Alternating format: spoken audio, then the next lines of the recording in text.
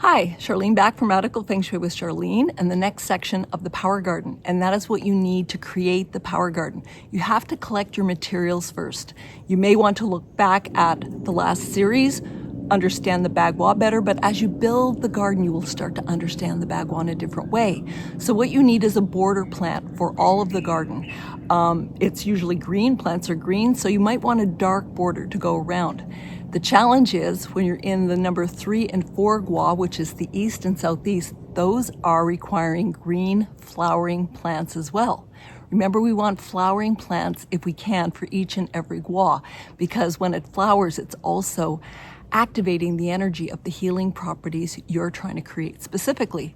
Now, if you're lucky and you have a big deck and you can see this big garden below and you create a big garden, know it's going to be a lot of work and that the borders are actually going to be pathways to the center, because what we put at the sacred center is going to be special.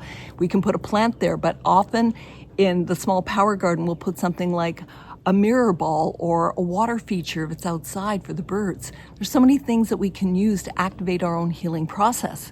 So we're going to start with the number 1, which is blue, shades of blue and black. So we can actually plant black pansies in the number 1 spot, but it's the only place we can put a blue or a black plant. 2, 5, and 8 is earth. The colors there are oranges, pinks, burgundies. There's so many combinations that you can plant in the southwest and the northeast.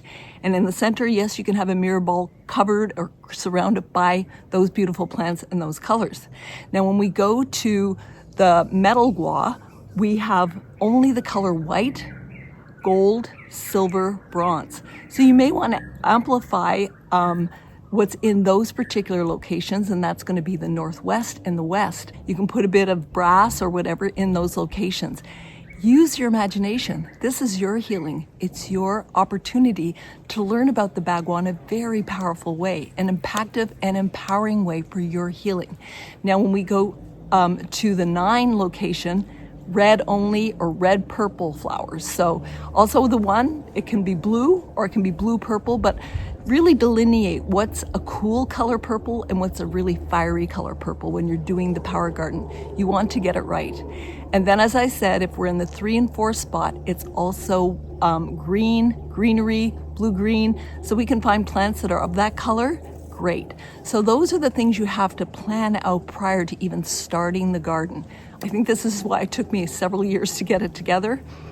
I'm really happy I did. Thank you for joining me. I'll be back with more about the Power Garden in the next video. Ciao.